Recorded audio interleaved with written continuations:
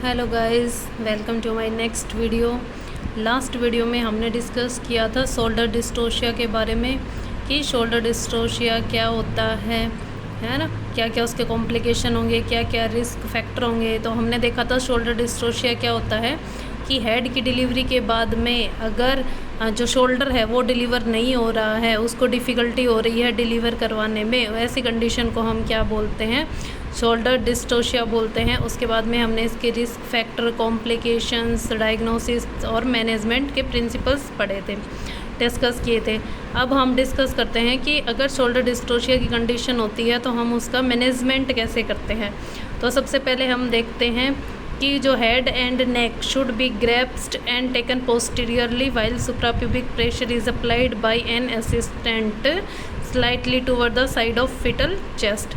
यानी इसमें हम क्या करते हैं कि इसमें एक असिस्टेंट की नीड होती है ना। एक तो असिस्टेंट होगा इसके अंदर, एक जो नर्स होती है जो डिलीवरी करवा, ये डॉक्टर जो भी डिलीवरी करवा रहे हैं वो क्या करेंगे, जो हेड एंड नेक है फिटस का, जो क्या हो चुका है, डिलीवर हो चुका है, उसको अच्छे से क्या कर लेंगे, ग्रैप्स्ड कर लेंगे, है उसको हैंडल कर लेंगे। और जो एक असिस्टेंट होता है वो क्या करेगा, जो सुप्रा प्यूबिक प्रेशर होता है, यानी प्यूबिक बोन के ऊपर वाला जो पार्ट होता है सुप्रा प्यूबिक, वहाँ से क्या करेगा, प्रेशर को अप्लाई करेगा। प्रेशर अप्लाई करने से क्या होगा कि जो बाइसेक्रोमियल डायमीटर है ना, वो डायमीटर क्या हो जाएगा, रिड्यूस हो जाएगा, है ना। जो प्रेशर कहाँ लगेगा, फिटस के जो दोनों साइड एक्रोमियल पार्ट है ना, वहाँ पे प्रेशर लगेगा, तो जिसकी वजह से जो बाइसेक्रोमियल डायमीटर है वो क्या हो जाएगा, रिड्यूस हो जाएगा। और and rotate the anterior shoulder toward the oblique diameter, और जो एंटीरियर शोल्डर है उसको क्या करना है, ओब्लिक डायमीटर में क्या कर देना है, हमें रोटेट कर देना है ना। तो क्योंकि वो एंटीरियर शोल्डर वहाँ पे फाइसिस प्यूबिक के पीछे स्टक हो गया है, तो उसको हम अगर ओब्लिक डायमीटर में चेंज कर देंगे तो वहाँ से वो क्या हो जाएगा, निकल जाएगा और डिलीवरी क्या हो जाएगी, कंप्लीट हो जाएगा। ये मैन्यूवर क्या होता है, सिंपल होता है, इफ़ेक्टिव होता है, बस इसमें एक असिस्टेंट की क्या होती है, नीड होती है। नेक्स्ट देखते हैं हम मैक-रोबर्ट मैन्यूवर, है ना। इन्होंने भी अगर शोल्डर डिस्टोशिया की कंडीशन होती है तो हम शोल्डर को किस तरीके से डिलीवर करते हैं उसके बारे में बताया है। इसके अंदर क्या होता है, this manoeuvre involve helping the women to lie flat and to bring her knee up to her chest as far as possible. इसमें क्या बताया गया है इस मैन्यूवर के अंदर कि जो वुमेन है उसको क्या करना है, फ्लैट लेटाना है ना। उसको उसकी कमर की साइड से क्या करना है, फ्लैट लेटाना है, और जो उसकी नी है उसको बोलना है, उन नी को चेस्ट की तरफ जितना पॉसिबल हो सकता है वो चेस्ट की तरफ अपने नीज़ को क्या करे, फोल्ड करे, जितना ज़्यादा वो फोल्ड कर सकती है उतना। This manoeuvre will rotate the angle of the symphysis pubis, जितना वो जो नी है उनको अपने चेस्ट की तरफ जितना ज़्यादा रोटेट कर सकती है उतना करे। उससे क्या होगा कि जो सिम्फाइसिस प्यूबिस है ना, उसका जो एंगल होता है वो क्या हो जाएगा, एंगल चेंज हो जाएगा, है ना। उसके बाद में and use the weight of mother leg to create gentle pressure on her abdomen, और जो लेग हैं उन्हीं का यूज़ करना है उसके एब्डोमेन पे क्या करने के लिए, थोड़ा उसको प्रेस करने के लिए, है ना। Releasing the impaction of anterior shoulder, अगर वहाँ पे हम थोड़ा सा उसके लेग से ही क्या करेंगे, प्रेशर लगाएंगे तो जो एंटीरियर शोल्डर है वो क्या हो जाएगा, वहाँ से रिलीज़ हो जाएगा। जैसे इस तरीके से ये देखो, बिफोर मैक-रोबर्ट पोजिशनिंग, ये जो सिम्फाइसिस, ये जो सैक्रम है, सिम्फाइसिस प्यूबिस वाला पार्ट है ना, ये वाला पार्ट है जहाँ पे क्या हो गया है, फिटस का जो शोल्डर है वो क्या हो गया है, स्टक हो गया है। तो मैक-रोबर्ट पोजीशन ये होगी, ये देखो जो सिम्फाइसिस प्यूबिस है ना, उसकी यहाँ पे क्या हो जाएगी, पोजीशन क्या हो जाएगी, चेंज हो जाएगी। जो सिम्फाइसिस प्यूबिस के अंदर जो एंगल बन रहा है वो एंगल क्या हो जाएगा, यहाँ पे चेंज। नॉर्मली सैक्रम ऐसे है, जैसे ही जैसे इस तरीके से देखो पैर हैं, जैसे ही जो फीमेल है उसको इस तरीके से नी को अपनी चेस्ट की तरफ जितना हो सकता है उतना क्या करने को बोलना है, फ्लेक्स करने को बोलना है। जितना वो अपनी तरफ वो झुका सकती है उतना प्रेशर, उतना क्या करना है, उसको जितना चेस्ट की तरफ ले जा सकती है अपने पैर को, उस तरीके से उसको क्या करना है, टर्न करना है, और वहाँ पे जेंटल क्या करना है, प्रेशर करना है इसकी लेग का, है ना। जो वेट है उनसे क्या करना है, एब्डोमेन को थोड़ा प्रेस करना है ताकि जो एंटीरियर शोल्डर है जो वो क्या हो जाए, यहाँ से रिलीज़ हो जाए और डिलीवरी को हम क्या करवा सके। नेक्स्ट आता है वुड्स मैन्यूवर। वुड्स मैनुअर है, इन्होंने क्या बताया है, इन्होंने बोला है कि जनरल एनेस्थीसिया इज़ एडमिनिस्टर। इसमें हम सबसे पहले क्या करते हैं, जनरल एनेस्थीसिया का यूज़ करेंगे और उसके बाद में क्या करते हैं, the posterior shoulder is rotated to the interior shoulder by a corkscrew movement. यानी इसमें क्या करना है, जो इंटीरियर शोल्डर होता है उसके को पोस्टीरियर शोल्डर के साथ में उसकी क्या करनी है, पोजीशन चेंज करनी है। यानी कि एंटीरियर शोल्डर को पोस्टीरियर शोल्डर में कन्वर्ट करना है और पोस्टीरियर को एंटीरियर शोल्डर में क्या करना है, कन्वर्ट करना है बाई ए स्क्रू। जैसे हम स्क्रू को टाइट करते हैं उस तरीके से उसको पूरा क्या करना है, घुमाना है। दिस इज़ डन बाई, इसको हम किस तरीके से करते हैं, inserting 2 fingers in the posterior vaginal. जो 2 फिंगर्स होती हैं उनको हम क्या करेंगे, पोस्टीरियर वेजाइना में इंट्रोड्यूस करते हैं।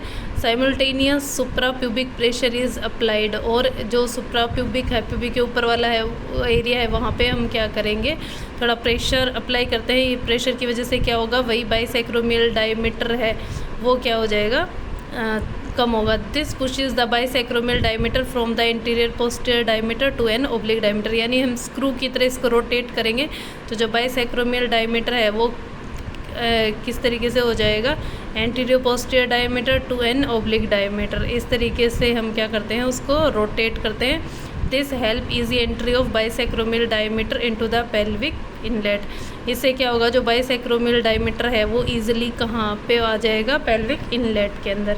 जैसे इस तरीके से, ये देखो आपको डायग्राम में दिख रहा होगा कि ये मान लो एंटीरियर शोल्डर है और ये पोस्टीरियर शोल्डर है, तो हम इसको इस तरीके से रोटेट कर देंगे तो जो ये वाला शोल्डर है ये इस तरीके से पहले क्या होगा, एंटीरियर पोस्टीरियर डायमीटर में आएगा और फिर वापस से बाइसेक्रोमियल डायमीटर के अंदर चेंज हो जाएगा। और क्योंकि एंटीरियर शोल्डर क्या हो चुका है, यहाँ पे स्टक हो गया, तो एंटीरियर शोल्डर यहाँ से रिलीज़ होगा और ये पोस्टीरियर शोल्डर यहाँ पे चला जाएगा।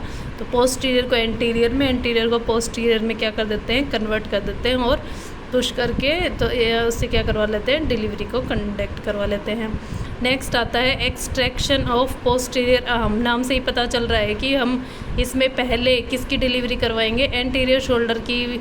मोस्टली हेड के बाद में सबसे पहले एंटीरियर शोल्डर डिलीवर होता है, लेकिन यहाँ पे जब एंटीरियर शोल्डर डिलीवर नहीं हो रहा है तो हम क्या करेंगे, पोस्टीरियर शोल्डर या पोस्टीरियर जो आर्म है उसको पहले डिलीवर करवा लेंगे। किस तरीके से, the operator hand is introduce into the vagina along with the fetal posterior humerus. The arm is then swept across the chest and thereafter delivered by gentle traction। यानी इसमें जो ऑपरेटर है वो अपने हैंड को क्या करवाएगा, वेजाइना में इंट्रोड्यूस करवाएगा। कहाँ पे, जो फीटस की पोस्टीरियर ह्यूमरस है, पोस्टीरियर हैंड है, वहाँ पे क्या करवाएगा, इंट्रोड्यूस करवाएगा। एंड देन जो आर्म है उसको चेस्ट की तरफ क्या करेगा, रोटेट करेगा आर्म को, एंड उसके बाद में जेंटल ट्रैक्शन के साथ में उस आर्म की क्या करवा लेगा, डिलीवरी करवा देगा। वहाँ पे क्या हो जाएगा, फिर स्पेस प्रोवाइड हो जाएगा। लेकिन इस प्रोसीजर के अंदर, इस प्रोसीजर में केस फ्रैक्चर क्लेविकल और ह्यूमरस और बोथ, इसमें फ्रैक्चर होने के क्या होते हैं, चांस होते हैं। ये देखो इस तरीके से हैंड को इंट्रोड्यूस करवाया, ये ऊपर वाला है, जो ये जो सिम्फाइसिस प्यूबिस में ऊपर वाली साइड होता है ये एंटीरियर शोल्डर होता है, ये पोस्टीरियर होता है। तो पोस्टीरियर हैंड की तरफ क्या करो, पोस्टीरियर फीटस के पोस्टीरियर हैंड वाली साइड क्या करवाना है, जो ऑपरेटर है उसको अपना हैंड इंट्रोड्यूस करवाना है, और जो आर्म है उसको चेस्ट की तरफ क्या करना है, रोटेट करना है, और इसको फिर एक्सट्रैक्ट करके इसको आर्म की क्या करवा देनी है, डिलीवरी करवा देनी है। इस तरीके से फिर नेक्स्ट जो प्रोसेस है पूरी लेबर की वो कंप्लीट करवानी है। नेक्स्ट आता है क्लेडियोटोमी। क्लेडियोटोमी है मोस्टली डेड फीटस के अंदर करते हैं, जो डिस्ट्रक्टिव ऑपरेशंस होते हैं, यानी फीटल है जिसका अबॉर्शन करवाना है या जिसको हमें क्या करवाना है, डेड फीटस है उस कंडीशन में करते हैं। इसमें क्या करेंगे, वन और बोथ क्लेविकल में बी कट विद सीजर। वहाँ पे दोनों जो क्लेविकल है उनको सीजर की हेल्प से क्या कर देंगे, कट कर देंगे, तो जो वहाँ का स्पेस है वो क्या हो जाएगा, कम हो जाएगा, और जो रिलीज़ हो जाएगा शोल्डर अपने आप। This is applicable to a living anencephalic baby air first choice और इन ए डेड फिटस, ये हम एनसेफेलिक जो बेबी होते हैं जिनको आगे कंटिन्यू हम नहीं रख सकते प्रेगनेंसी को, उस कंडीशन में या फिर डेड फिटस वाली कंडीशन में ही हम क्लेडियोटोमी क्या करवाते हैं, परफॉर्म करते हैं। नेक्स्ट आता है जुवेनाइल मैन्यूवर। इसके अंदर हम क्या करेंगे, जुवेनाइल मैन्यूवर के अंदर जो फिटस है, pushing the fetus back to the uterus and delivered by caesarean section, जो फिटस है उसको हम वापस से क्या कर देंगे, पुश कर देंगे और डिलीवरी को सिजेरियन सेक्शन से करवाएंगे। इस तरीके से ऑपरेटर है वो क्या करेगा, अपने हैंड के हेल्प से जो फिटस है जो हेड डिलीवर हुआ है उसको वापस से अंदर की तरफ क्या कर देगा, पुश कर देगा और सिजेरियन सेक्शन से क्या करवा लेंगे, डिलीवरी को कंडक्ट करवा लेंगे। नेक्स्ट आता है सिम्फाइजियोटोमी। सिम्फाइजियोटोमी के अंदर हम क्या करेंगे, surgical separation of the symphysis pubis and is used to enlarge the pelvic for deliveries. के अंदर जो सिम्फाइसिस प्यूबिस होता है उसका हम क्या कर देंगे, सेपरेट करवा देंगे ताकि वहाँ पे जो पेल्विक एरिया है वो क्या हो जाए, और ज़्यादा लार्ज हो जाए और फिटस को क्या हो जाए, स्पेस मिले डिलीवर होने के लिए। ठीक है, इस कंडीशन में डॉक्टर्स यूज़ करते हैं हेल्पर। ठीक है, ये सब था शोल्डर डिस्ट्रोशिया के बारे में कि शोल्डर डिस्ट्रोशिया क्या होता है, कैसे कॉम्प्लिकेशन होते हैं, क्या ट्रीटमेंट करते हैं।